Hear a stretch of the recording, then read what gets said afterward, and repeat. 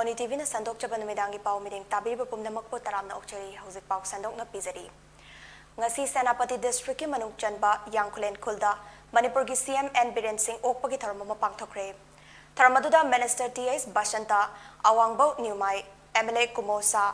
N KC Losi Dikho amadi atay atopa government official kayasu sarugyake. Thoramasiga mari leinana Chief Minister N Biren na miyamga wari watay tawduna Chaukat Khongthang ki project kaya ama paikhatliba asida harauba phongdokhe.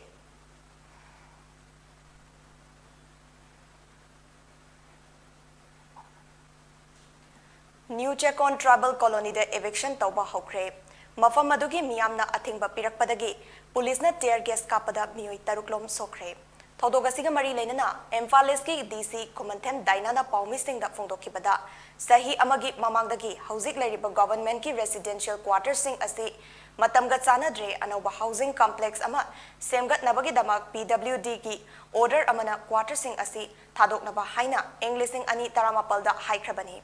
Mafam asida lairiba sing asi retire oiraba kaya amasu yaure. Government ki saukat thaurangi thabakni Khudingmak government employee ngaktane maramaduna order gi matung ina quarter asida lairiba miyoi singna mafam asibu thadokpina ba phongdokhe. Ka lupi mayam ka napa semaga chalo oja ninam do kano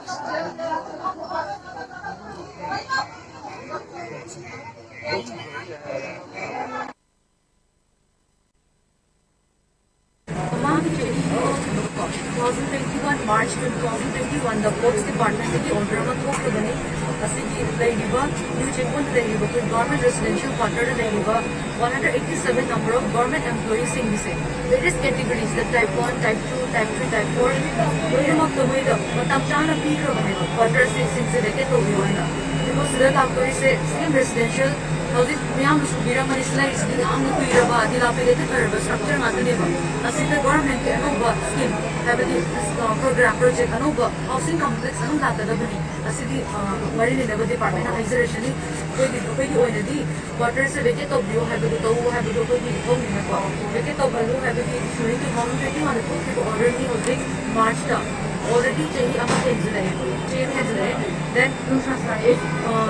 PWD, Building Division is Yamna, not Hajin notice, quarter vacant of you, I will be already going to notice my arm, occupants in Sita, Lady Ravani, Laser Comedy, a Sita 187, the 83 quarter, and they have a way quarter check was Sita, for the very say, quarters vacant of you, have they already alternate to the arrangement, I'm not over you, arrangement will be. May have competed in the story of the game as some sorry, Sabani, but due to some issue, commercial, the other winner, they also get the story. My photos are in the side, that's the 104 but the court is that the young day, which is the retirement at Cuba. They got over the water, may I don't talk about Cuba, 3 hours when 104. When you're not heightening the government employee company, then HRA, house rent allowance, quarters who get to get the house allowance, come don't make it very other than not, even government deals and then back at the SR, even in the infrastructure. Thodokasigi matangda athan makang kauba miyoi amana government ke order oirabasu atopa upai amata sinbidana mafamasi thado u haina eviction tawrabade mafamasi da lairiba sing refugee oiba taribara haina hangladuna tampakta lairiba chingmi singbu tanthoklaga Manipur sarkar na go to hills haina lauriba asi karamba makhalgi go to hills no chingdasu lakpiragano haina phungdokhe mahangna makha taraduna go to hills hairaga chingda paisa thadaba khak natana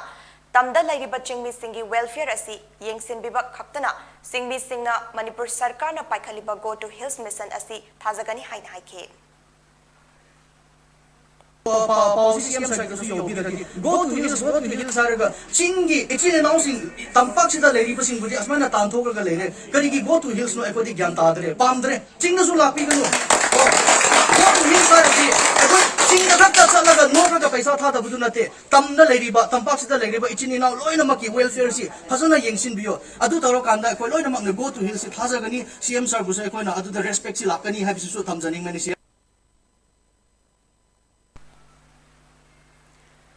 numit manganigi Sikkim khongchat kidamak Manipur gi nupi journalist sing ngasi Imphal thadokre.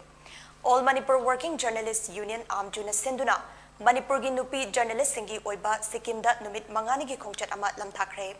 Khongchat aduda Minister Yumnam Khemchana flag off tawki. Hiramasiga mari lainana Amjugi President Wangkhemcha Siamjaina Bharat ki oina yenglakpada awang nongpok lamdam oidiba Manipurda khwaidagi hena talent leiba I Paulobada Haitoi Singtoiba nupi journalist kaya ama leiri haina phongdoke. Makoi sing asibu empowered tauba oina nupi journalist khaktagi oina ngasidagi hauduna numit mangani Sikkim da trip ama sinbani. Amjugi bona fide oiraba Manipurda nupi journalist chama yankai muk leire. Makoina I Paulobada hai singba amadi media da makoina lauriba thaudang aduki matik chawi haina amadi Khongchada sida Sikkim yaubaga Sikkim gi journalist kaya gasu interact tawgani haina magna makhatana phongdoke.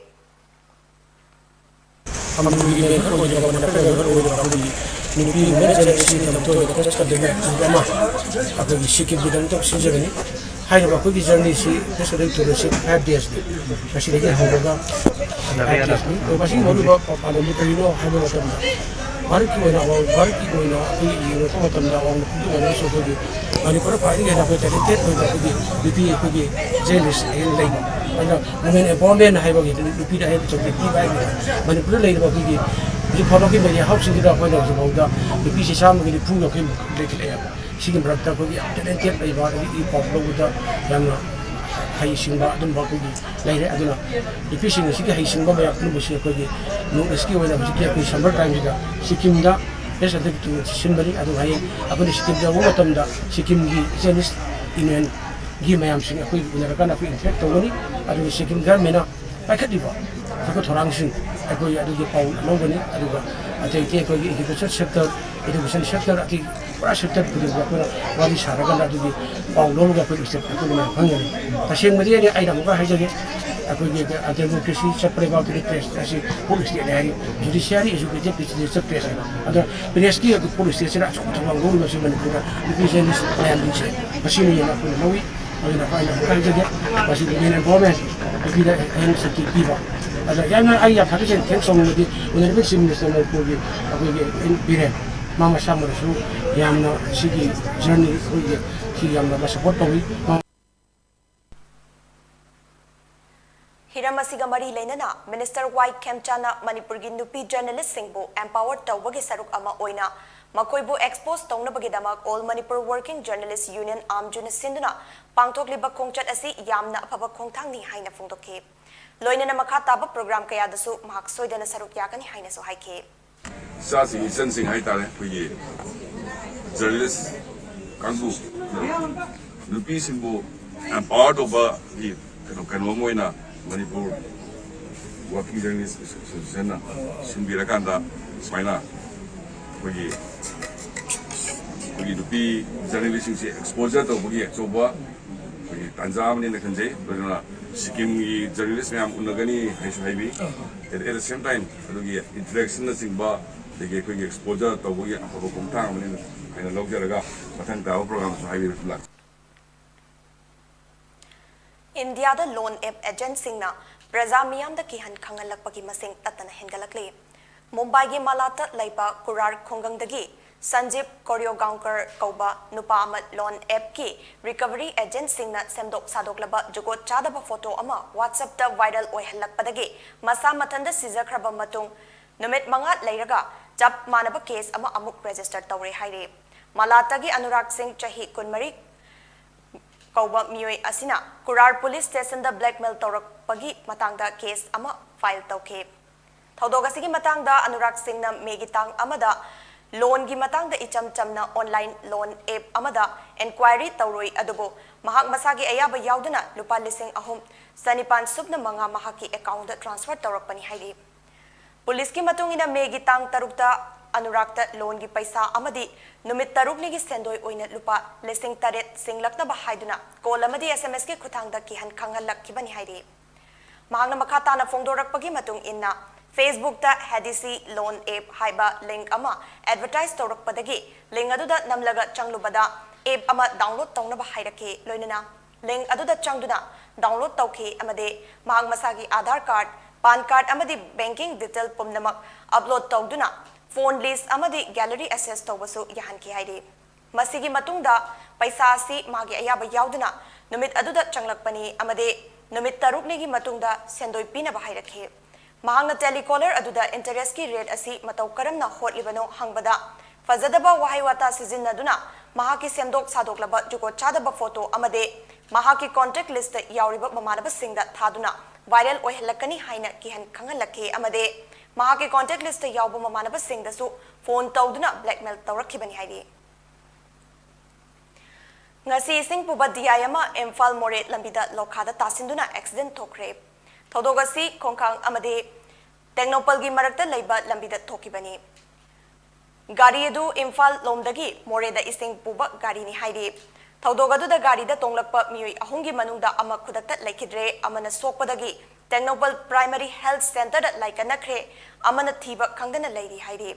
soklaba miyoi adugi maming haisnam loken sing kawi haingang panthobi lampaktagini adubo thodogadu da laikidraba miyoi adugi masak maming khangbangamdri haidi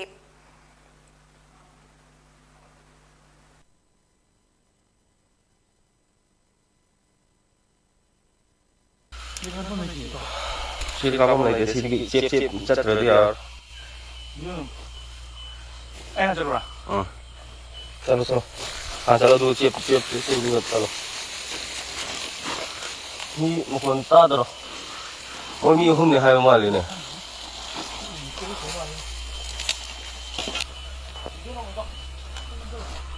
Chalo.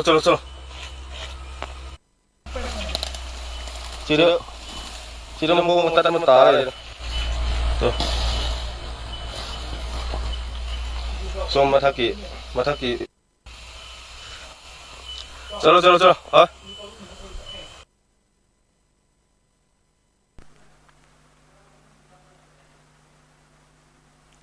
Imphal West ki SP IPS KSI Sivakanta amadi additional SP OPS M Amit ki luching makhada OC Commando P Achobana command tawduna anti-theft cell Imphal West amade Commando Imphal West ki team na ngasi nungthil pung ama minute 10 rom tabada gari huranba miyoi ama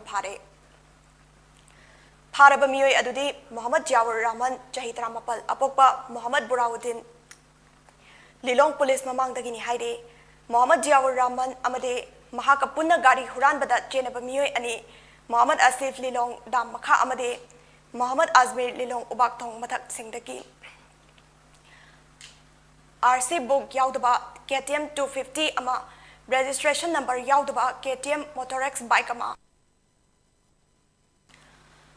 Delhi the FIR lodge tawraba registration number yaudaba angoba machuki Hyundai Creta ama Muhammad Asif Lilong dam makhadagi fagat pangamkre CPI Manipur State Council na thamada petroleum amadi LPG gi mamal anirak hengalakpa asida yaning da bafongdokre telaba matam asida petroleum amadi chak thongnaba gas ki mamal hengalakli ba asi CPI Manipur State Council na yabangam loi amadi nongna LPG gi mamal lupa yangkai hengatpa asida cylinder amuk hanbada lupa lising ama chani taramari dasmik mapal sino yaure masina takpadi Lairaba Praja Singh LPG sizinaba leptuna maitana madi singna mahut sinduna sak thongbagi pambai uhelasi haina takpani haina CPI Manipur State Council na makatana phongdokhe International Mothers Day ga mari leinana 41 Chandal District AC gi MLA SS Olisna nupi mangada bolero amamam khudol tawkhre Sandal District ki manung channel laiba chothe lamkang moyon mongsang amade Tarau hariba khul asidagi nupi amamamda khudol asi pikibani haidi Paugi maraktan hatin pa break matang nauminasi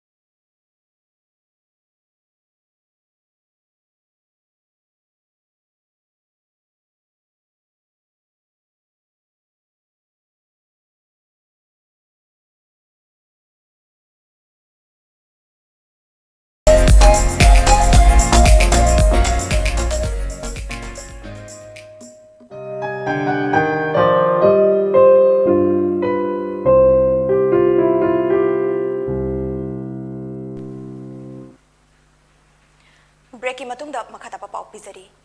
Mamang chahi September tang taradagi November gi tang tara phawa tha ani chupna Manipur dagi Assam phawa khongna chatuna No to Drugs and Our Green World gi paujel puduna Langthabal AC gi MLA Karam Shamna lamthaduna uchara lising ama hena thaki bada natana Manipur maitai nongsa mingtol phawa phangkraba solo worker Manikanta Mutumna khongbu amata yauduna kaubru ipagi masaigonda ngarang sana khongnang pambi thakre ningsing bayabade Manikanta Mutum mahangna solo work thakiba uchara sing adu survey u singi kongun lidiba misak amani mahangna mausagi khanda aikoina singna rubadagi laihau maihau langbo ising chau tholakpa asidagi kharata oirabasu kanba ngamnaba u pambi sing asi thabagi khongthang asi lokhalakpani haike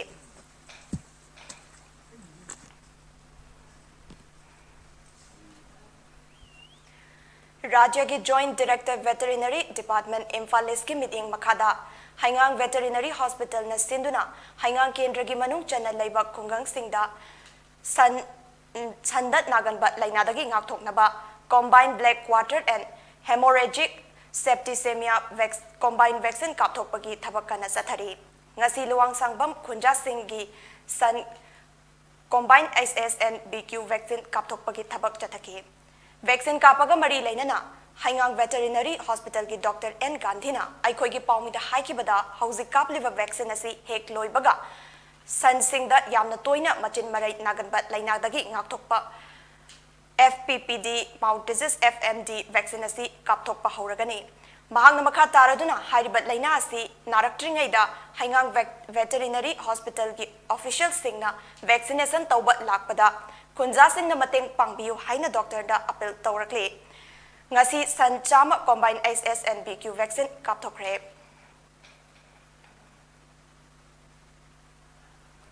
Manipur ki Chief Minister N. Biren ki meeting makhada Manipur Sarkar ki School Education Department na School Fagat Hansi Mission Phase 2 ki manung chana Patsoi Kendra ki manung chana leiriba Langjing High School semgat sagana bagi matangda School Education Department ki Engineering Wing na kanagumba contractor amatada work order pinabagi tender tawba laitre loinana Thabak sing asigi matangda Education Minister yauna Department asigi Commissioner Chief Engineer EE yauna staff sing nasu senza thumza tawkiba leite haina wing asigi Chief Engineer Laishram Sarachandra na singdorakle mahangna makha taraduna Engineering Wing asina School Fagathan Mission Phase 2 ki makhada school kaya semgat sagat paga loinana Education Department na thawai yauna honaduna lakle Makata nasu sarkar ki afaba school kaya semgatuna afaba mahairoi kaya puthoknaba honakigani loinana Education Minister nasu thabak sing asigi matangda department da makhal amatagi instruction pirakpa laitri haina su haike Indian Meteorological Department gi matung inna Odisha gi samudra mapanda cyclone asani laklaba yai haina pau pirakpadagi state government na akoibada khunda laita duna leiriba mioi singbu section thorang oina mafamadu thadokna bakhangan kre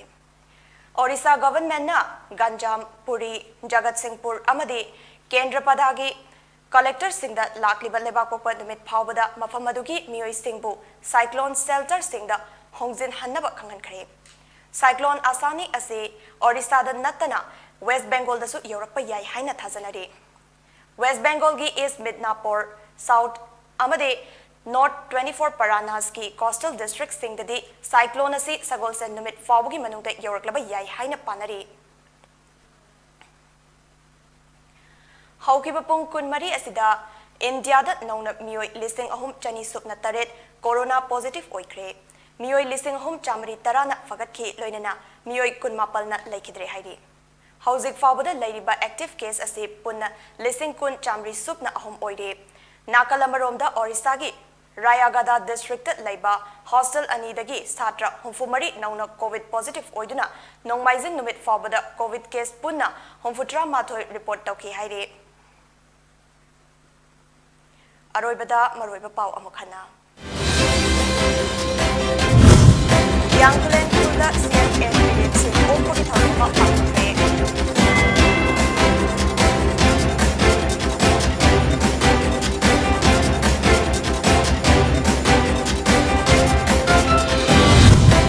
check on tribal colony that eviction of a home.